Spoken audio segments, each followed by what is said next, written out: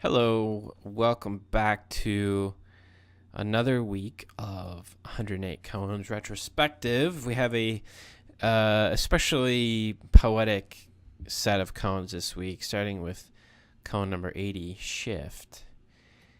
And Shift is an idea I had for a while before I actually executed it. And the idea is that I was looking for things on the sidewalk that I then drew in white chalk beside that thing. So here's where there was a leaf here that blew away after I drew the leaf.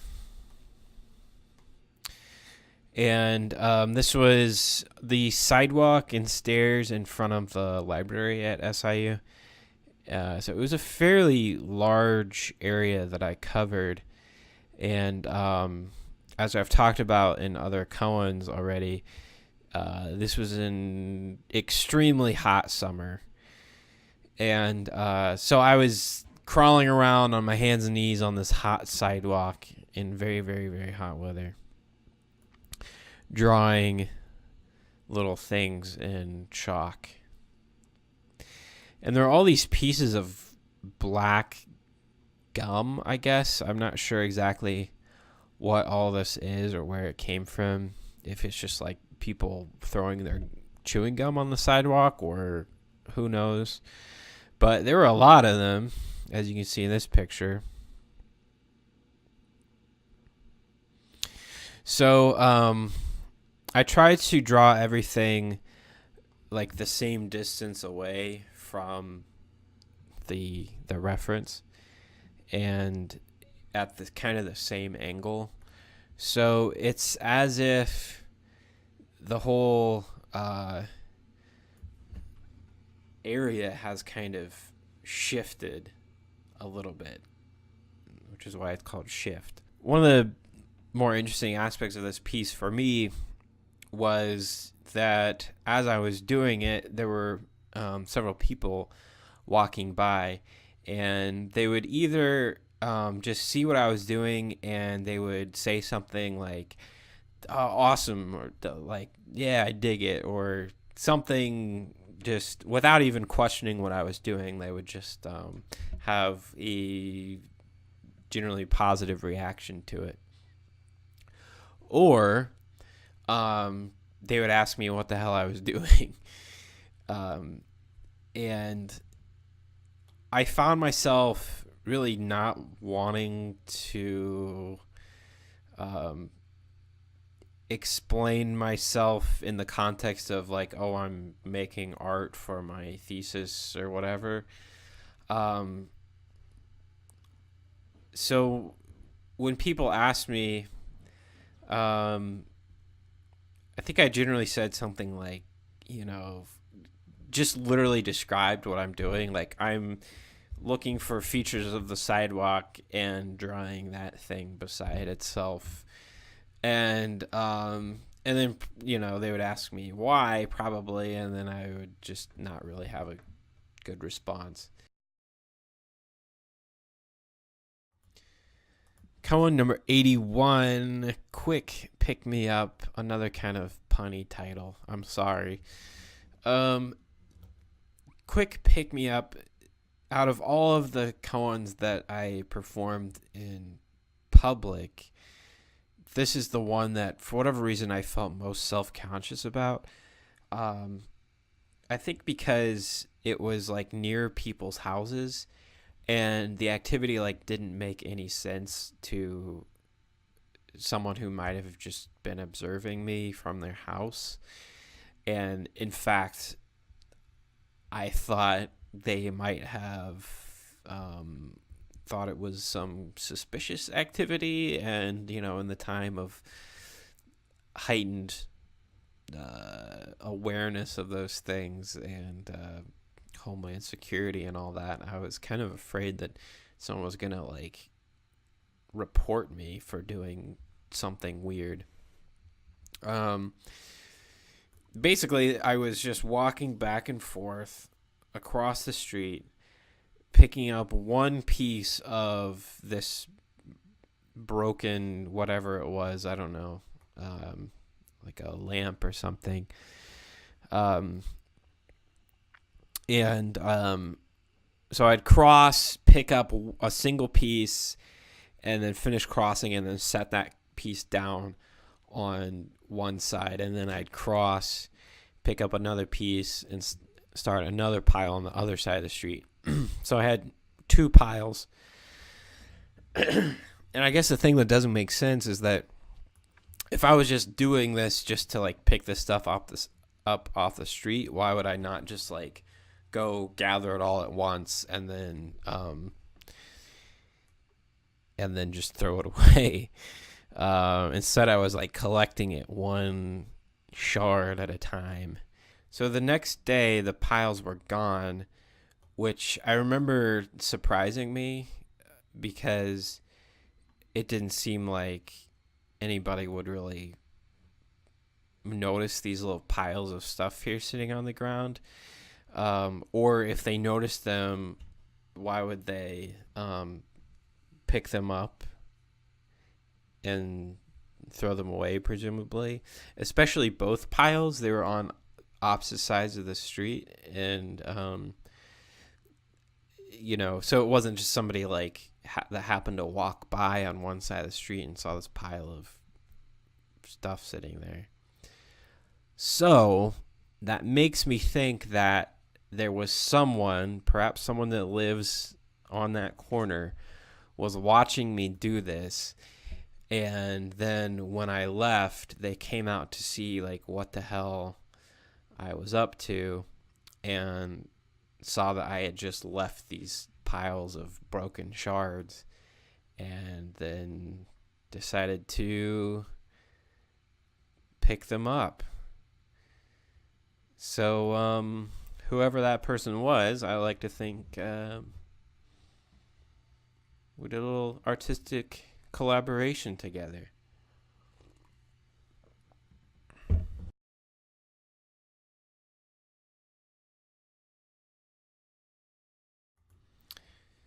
Koan number 82, picture taken while pretending to take a picture. So this koan actually was created in the middle of the previous koan, Quick Pick Me Up. And as I said in that koan, I was feeling really self-conscious about what I was doing and nervous that somebody was going to see me and report me or call the cops or something. And I saw this guy from a distance coming down the street, down the sidewalk toward me. And so I kind of stopped what I was doing, and I had my camera with me for documentation purposes, for taking pictures of the little shards. And so I just kind of like took my camera and just kind of was like standing around, like looking around as if I was like looking for a good shot or something. And there was this tree with some like metal thing sticking out of the ground, and I pretended to be really, really interested in this, and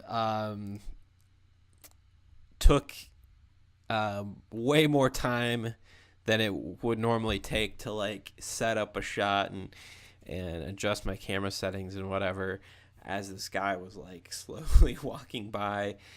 And I took this one single image, like right as he was walking by me. I clicked the shutter, because I guess photography is a more normal thing than conceptual performance art or whatever the hell I'm doing. So there's a paradox here with the title, picture taken while pretending to take a picture. Because of course I did actually take a picture. So by actually doing something while pretending to do something. Are you still doing something, or are you still pretending? I don't know. Is this a picture?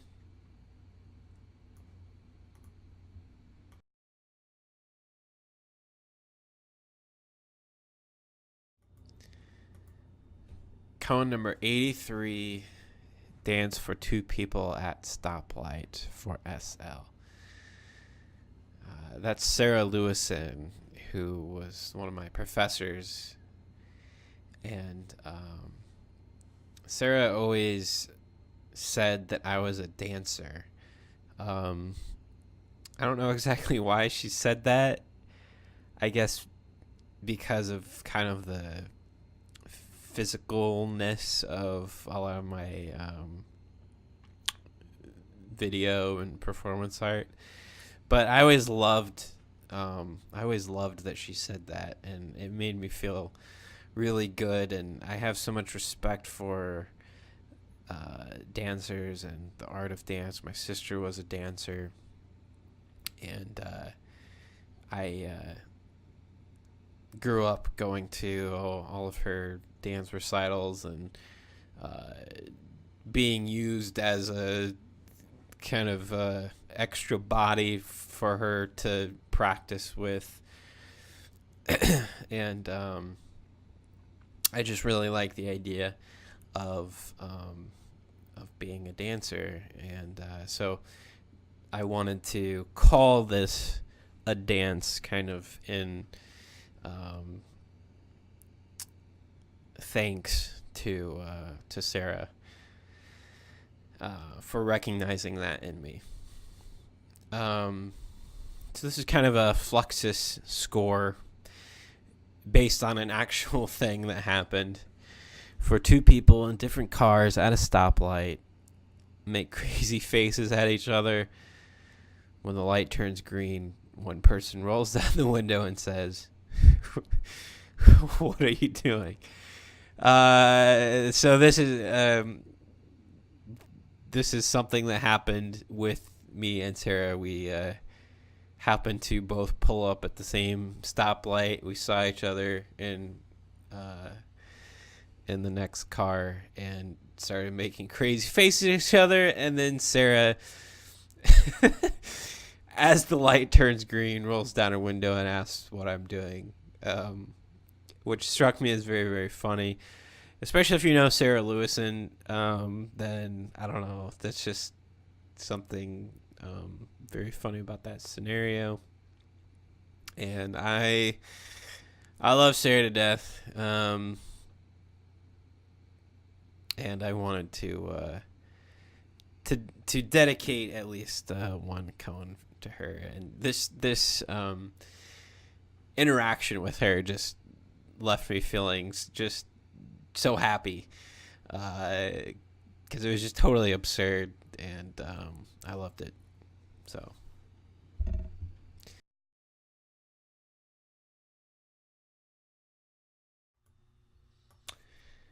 Koan number 84, the current time is 7.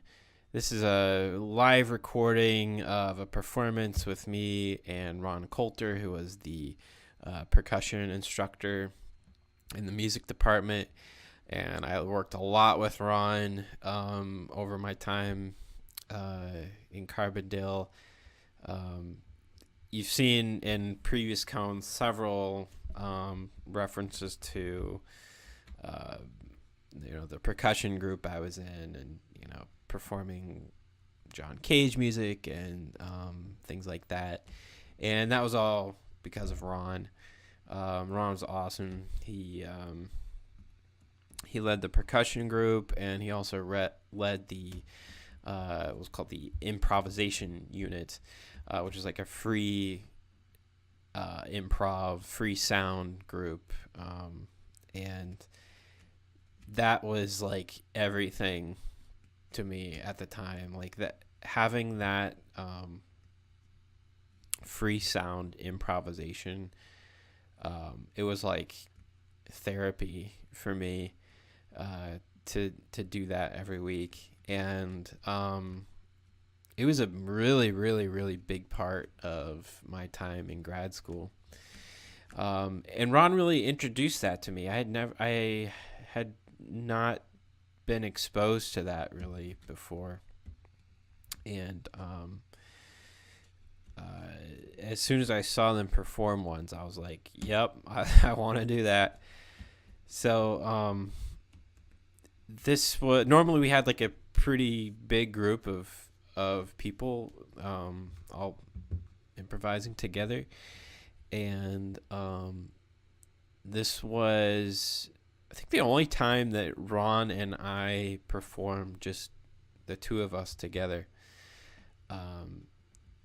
And I don't remember exactly the circumstances, like how this performance happened or why, but I wanted to have some representation of that big piece of what I was doing in grad school in 108 Koans. And so I asked Ron if he was cool with me making this performance, one of the Koans. The title comes from the very end of the performance. One of the things I was using was a weather radio. You can hear here at the end of the performance.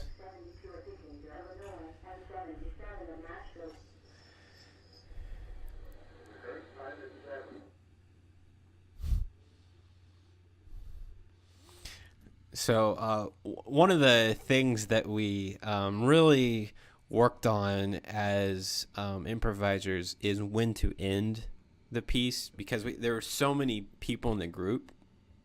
I mean, usually I think around 10 or so. So when you have 10 people all improvising with no plan, there's a tendency to like it just keeps going and going and going, because maybe when everyone else is ready to end, there's somebody else that just keeps going and then it picks back up again. So we really worked on just being aware of places where this improvisation could end, and like everyone somehow agreeing to that all at once. And so I was, learned to really be in tune to that. And it struck me at this moment when this weather radio was announcing the weather and all this, and the current time is 7, and then I like hit the button to turn it off before it finished saying what the time was. So that's why there's a colon there, because there was some minutes. It wasn't exactly 7 o'clock. It was 7 something. But I turned it off right then, and Ron was kind of in tune with that and recognized that as the end of the performance.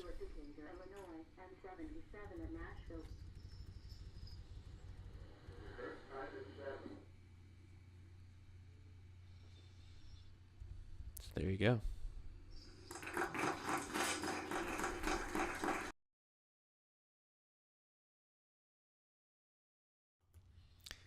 Koan number 85. It's not a bug, it's a feature. Around this time, I became interested in the idea of doing these kind of improvisations with just moving a camera around a space. And obviously, as I've talked about before, interested in domesticity, and this is the first time me and Sylvia living in this house together. And the idea of going from like far away to really, really, really close up, and the kind of suspense involved in that. It's almost like we're slowly moving into like another world as we kind of dive down into these curtains and down into the dark area behind the couch. So like the idea that there's like this other world hidden in this kind of macro verse that we live in and is part of our day-to-day existence.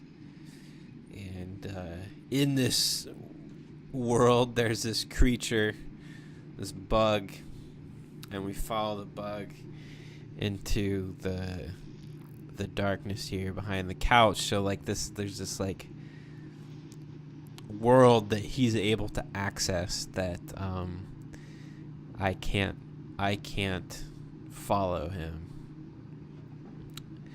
So becomes dark here, and eventually the bug comes back out and then flies up at me, and I freak out.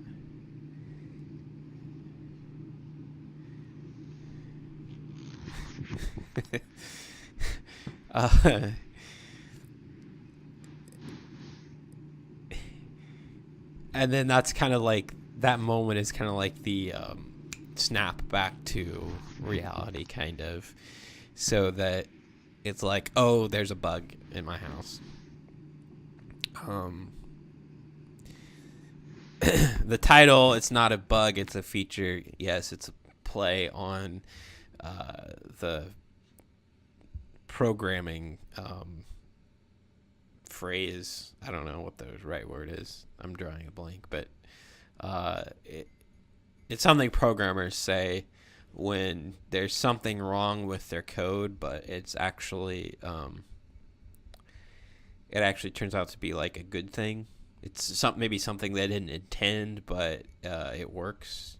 And so they say that's not a bug. It's not a bug in the code. It's actually a feature of the software. So yes, it's another kind of like jokey title, but also I guess playing on when I was just talking about, like, it's a bug, but it's also like this like portal into another unknown world within my house.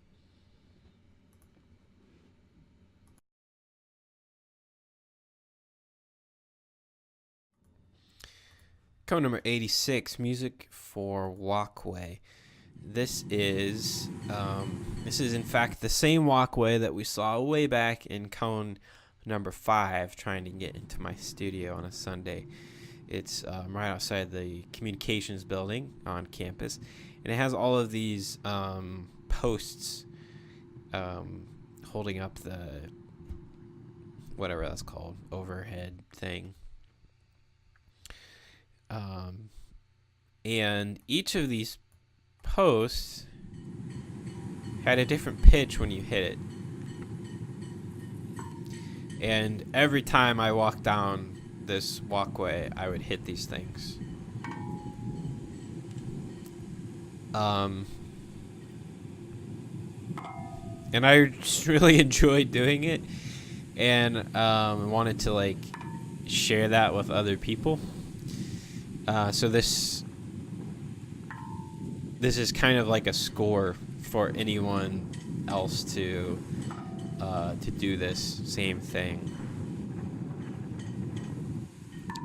I had the idea initially to put little mallets on a motor that would trigger whenever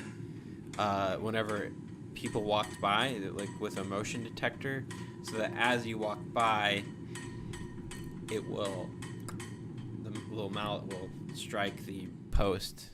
And then as multiple people are walking through the space, potentially you would get multiple notes happening at once. That never happened. I didn't really have the skills or know-how to do that at the time. I think I could probably pull that off now, but this was, I guess, the alternative to that grander idea was just to record myself doing it so that other people would be aware of these posts making different pitches.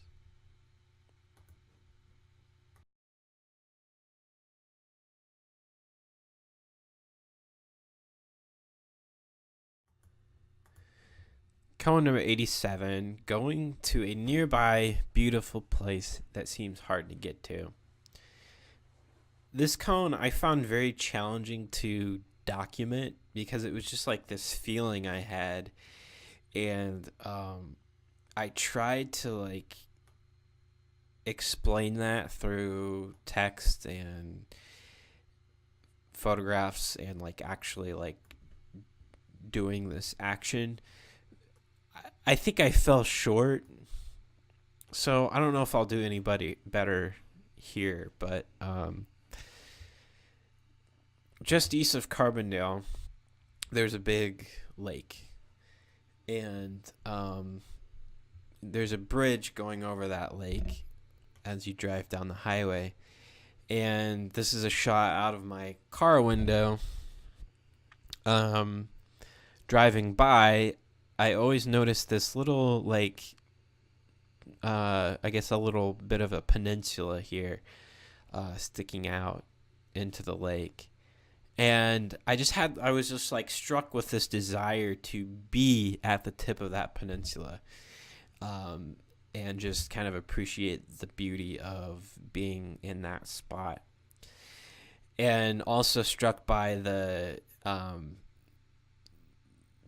distance between me and that spot. Like the actual physical geographical distance was very, very small, but the ability to get there was really restricted. So there's like this big boundary between me or anyone and this beautiful place as we all drive by it every day. So I wondered what it might be like to stand there. And to kind of make this a koan, I decided to try to actually get there.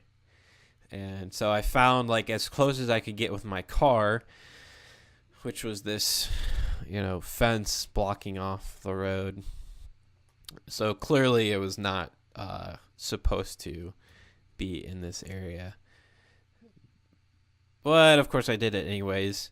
I'm not sure what these buildings are, somebody's house, or if it's like a rental thing or what, but I went past the gate, and then here's the video of me actually getting to the tip of the peninsula. Footage is really wobbly for some reason. I'm not sure what's up with that, but I'll skip to the end here. So I don't know. I'll just say like I started recording this whole thing just to show like there's lots of foliage in the way. It wasn't like just like a clear path to this thing. So yet kind of another obstacle here to overcome.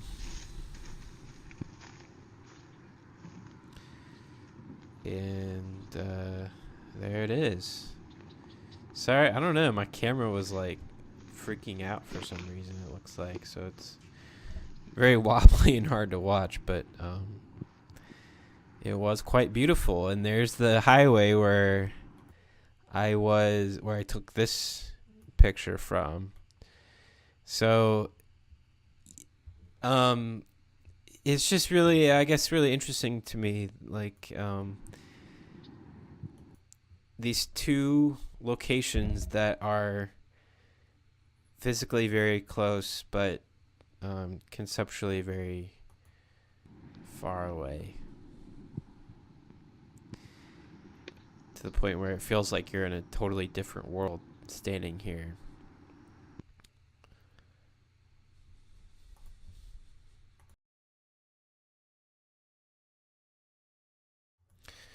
Koan number 88, Koan on 2 Honeysuckles. This is another koan that happened in the middle of another koan. So while I was doing koan number 87, I noticed on this property that I wasn't supposed to be on, there was all of this honeysuckle. And the notebook that I had kept all of my notes in for 108 koans, which is right here. There it is. I still have it. I'm still referring to it as I'm recording these videos. This saw a lot of action.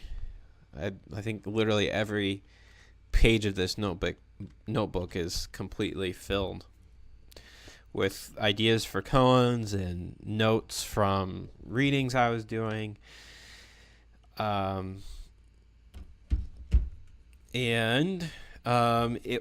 It's this well, I don't need to hold it up. You can see it right here in the image. The notebook is it's like the Pantone color of the year from, I don't know, 2011 or something. Was honeysuckle. So, this is a koan on 2 honeysuckles. I ran back to my car, grabbed my notebook, a pen, and wrote koan number 88 on the notebook and koan 88 on this petal of the honeysuckle. So, let's see what I wrote about that. Language. 1 and 3 chairs, which I guess is another conceptual artwork, very famous. Marking nature. I have a note here to edit the text to point out that koan 88 is written on the flower, because I guess I didn't have that before and it might not have been obvious. And it says photograph is the only time the 2 koan parts were ever together. So koan number 88 is half this notebook, which I still have here, and half this flower, which obviously is long gone and decayed and whatever. I guess I like that idea of 2 parts of a thing that kind of like the two notebooks koan, where there's like the brand new notebook bought from the store, and then there's like the decayed spine of a notebook. I think that comparison is interesting. That's koan 88.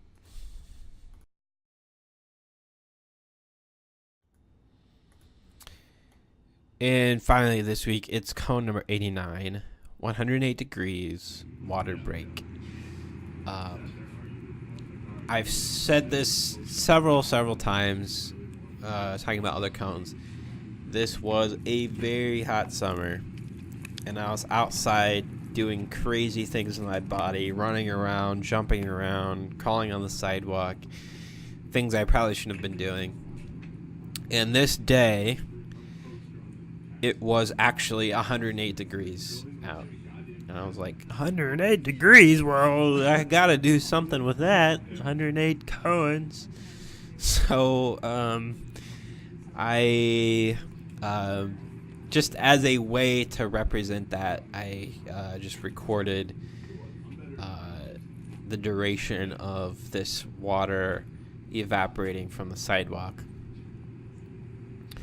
Not to like show like how fast it evaporates or anything, because it took like, over 8 minutes, but just as kind of like a structural thing, a structural video showing this process in real time.